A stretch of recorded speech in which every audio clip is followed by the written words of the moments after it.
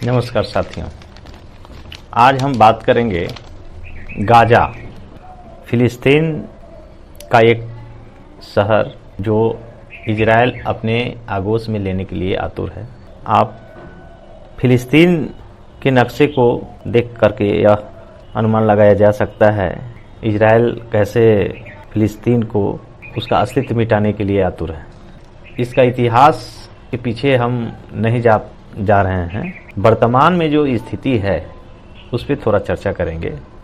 और वर्तमान में इजराइल ने पिछले 50 साल से इजराइल ने धीरे धीरे पूरे क्षेत्र पर यहूदियों को बसा दिया, अपने लोगों को बसा दिया।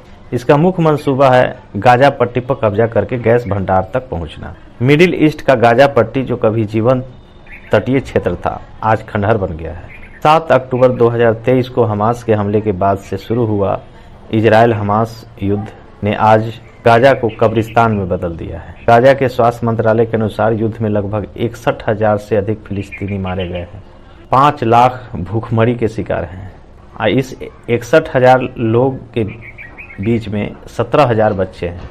लगभग 90% आबादी घर छोड़ चुकी। 90% इमारतें ढह चुकी है, जिसमें स्कूल, घर, अस्पताल भी थे। दूसरी ओर इजराइल इसे आतंकवाद के खिलाफ लड़ाई बताता है। गाजा पर पूरे कब्जे की घोषणा के साथ इजरायली पीएम बेंजामिन नेतन्याहू ने कहा, हम इसे हमास के कब्जे से खाली करवा रहे हैं।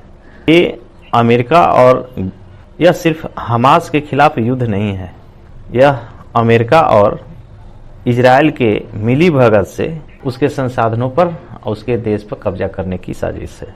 इसमें अरब देशों की चुप्पी भी इसमें शामिल है। इसमें नक्शे में देख सकते हैं कि ये 1917 की नक्शा है, जो इजराइल वहाँ 0% था, फिलिस्तीन 100%, लगभग 26,000 वर्ग किलोमीटर। यहूदी आबादी 3 से 7% थी, जो छोटी छोटी बस्तियों में थी। 1947 में इजराइल 56% हो गया, फिलिस्तीन 43%, जबकि जेरूसलम में 1%। 1967 में इजराइल 78% भूभाग पर कब्जा कर लिया, फिलिस्तीन 22% पर सिमट गए। गाजा और वेस्ट बैंक पर इजरायली सेना कब्जा किए हुए था, लेकिन प्रशासनिक रूप से फिलिस्तीन में है। 2025 के अनुसार इजराइल 89% पर कब्जा कर लिया, फिलिस्तीन 11% पर सिमट गए। वेस्ट बैंक का 60% और गाजा का 90% क्षेत्र इजरायली सेना के नियंत्रण में आ चुका है। यहूदी समुदाय मानता है कि फिलिस्तीन, इजराइल, गाजा और वेस्ट बैंक उनकी ऐतिहासिक और धार्मिक मातृभूमि है, जो बाइबल में इजराइल की भूमि दर्ज है। प्राचीन काल जैसे डेविड और सोलोमन के शासन में यहूदी राज्यों का हिस्सा था, लेकिन रोमन काल के बाद उन्हें बेदखल कर दिया। 19वीं सदी के अंत में यूरोप में यहूदियों पर बढ़ते अत्याचारों के कारण जायोनी आंदोलन हुआ। 1897 में थियोडोर हर्जल ने विश्व जायोनी संगठन बनाया, जिसका लक्ष्य फिलिस्तीन पर यहूदी राज बनाना था। 1917 में अंग्रेजों ने फिलिस्तीन में यहूदी बस्तियां बसा कर फूट डाली। साल 1917 में ब्रिटेन ने बाल्फोर घोषणा करके यहूदियों को फिलिस्तीन में राष्ट्रीय गृह या होमलैंड देने का ऐलान किया। यह क्षेत्र अरब बहुसंख्यक था। नतीजा 1920 और 1930 के दशक में अरब यहूदी हिंसा भड़की। 1930 और 40 के दशक में नाजी जर्मनी ने 60 लाख यहूदियों को मार डाला। इससे अलग यहूदी राज्य की मांग ने और जोर पकड़ लिया। 1947 में यूएनओ ने फिलिस्तीन को बांटा और 1948 में इजराइल जन्मा। 1947 में यूएन फिलिस्तीन को 2 हिस्सों में बांटने की योजना लाया, एक यहूदी बहुल इजराइल और दूसरा अरब। पड़ोसी अरब देश जैसे मिस्र, इराक, जॉर्डन, सीरिया इस पर भड़क गया। इजराइल ने 14 मई 1948 को स्वतंत्रता की घोषणा की। अगले ही दिन मिस्र, इराक आदि ने हमला कर दिया। इजराइल जीता पर गाजा पट्टी मिस्र के नियंत्रण में चला गया। 1967 में 6 दिवसीय युद्ध में इजराइल ने मिस्र, जॉर्डन, सीरिया को हराकर गाजा पट्टी, वेस्ट बैंक पर कब्जा कर लिया। यहाँ यहूदी बस्तियों का निर्माण शुरू हुआ, जिसे अंतर्राष्ट्रीय समुदाय ने अवैध माना। 1987 में हमास बना, जिसने इजराइल के कब्जे के खिलाफ गाजा में अभियान छेड़ा, स्कूल, अस्पताल बनवाए, लोगों का भरोसा जीत लिया। 2025 में इजराइल ने हमास के लगभग 90% गाजा ले लिया।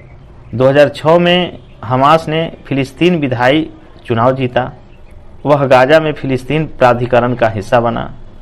2007 में हमास ने गाजा कब्जा किया। 2007 से 2023 के बीच इजराइल और मिस्र की नाकाबंदी से गाजा पट्टी खुली जेल जैसा हो गया। 7 अक्टूबर 2023 को हमास ने इजराइल पर हमला किया, फिर इजरायली सेना ने 90% गाजा कब्जाया।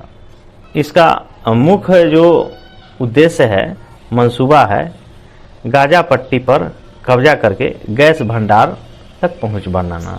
जितना यह मानवीय कुकृत्य है, पूरे विश्व समुदाय को इसे विरोध करना चाहिए, क्योंकि जिस तरीके से सेकेंड वर्ल्ड वॉर के दौरान हिटलर ने, नाजियों ने यहूदियों को निस्नाबूद करने का और जनसंहार करने का कार्यक्रम चलाया, ठीक उसी तर्ज पर यहूदियों ने मुसलमानों को निशाना बना रही है। गाजा की पूरी भावी पीढ़ी बर्बादी के कगार पर खड़ा है। पर्याप्त भोजन न मिलने से गाजा में 20,000 से अधिक बच्चे गंभीर कुपोषण से ग्रस्त होने के मामले सामने आए हैं। इजराइल और हमास के बीच पिछले 2 साल से जो संघर्ष चल रहे हैं, इसमें 18,000 से अधिक बच्चे मारे गए और भूखमरी जो जानबूझ करके पैदा किया गया है, इतना पैर पसार लिया कि लगभग 94 बच्चों की मौत हो चुकी है। संयुक्त राष्ट्र के अनुसार इसे एक भयावह मानवीय संकट का स्पष्ट संकेत मानना चाहिए और पूरी त्रासदी को इस कोण से भी देखे जाने की जरूरत है। भूखमरी को ट्रैक करने वाले संयुक्त राष्ट्र समर्थित संगठन integrated food security phase classification (IPC) के अनुसार अप्रैल से मध्य जुलाई के बीच, यानी करीब 3.5 माह के दौरान लगभग 20,000 से भी अधिक बच्चों के गंभीर कुपोषण से ग्रसित होने के मामले सामने आए हैं। यह संख्या आगे और बढ़ सकती है। सिर्फ भोजन की कमी ही चिंता की बात नहीं, बच्चों को जो खाना मिल रहा है उसमें पोषक तत्वों की मात्रा भी बहुत कम है। फरवरी में संघर्ष विराम के दौरान इजराइल ने गाजा में लगभग 15,000 टन फल, सब्जी और 11,000 टन मांस मछलियों की आपूर्ति की अनुमति दी थी, लेकिन मार्च से अब तक सिर्फ 136 टन मांस की ही अनुमति मिली, जबकि फल सब्जियां वहां बिल्कुल भी नहीं पहुंच पाए। नतीजन बच्चों के मस्तिष्क का विकास नहीं हो पा रहा है। 94% हॉस्पिटल या तो क्षतिग्रस्त हो गए हैं या बंद हो चुके हैं गाजा में। 97% स्कूल पूरी तरह या आंशिक तौर पर नष्ट हो गए हैं। इस तरह से जानबूझ करके भूख से तरपा करके वहाँ के महिलाएं, बच्चे, बुजुर्ग मारना, यह कीड़े मकोड़े की तरह, यह कौन सा युद्ध नीति है? दुनिया के जो प्रमुख देश हैं इसको जवाब देना चाहिए। यह बिल्कुल गलत है। अगर इसे विश्व समुदाय के पहल पर इसे नहीं रोका गया तो तीसरा विश्व युद्ध की संभावना बढ़ जाती है और पूरे मानव समाज और पृथ्वी का अस्तित्व खतरे में पड़ने की संभावना है। धन्यवाद।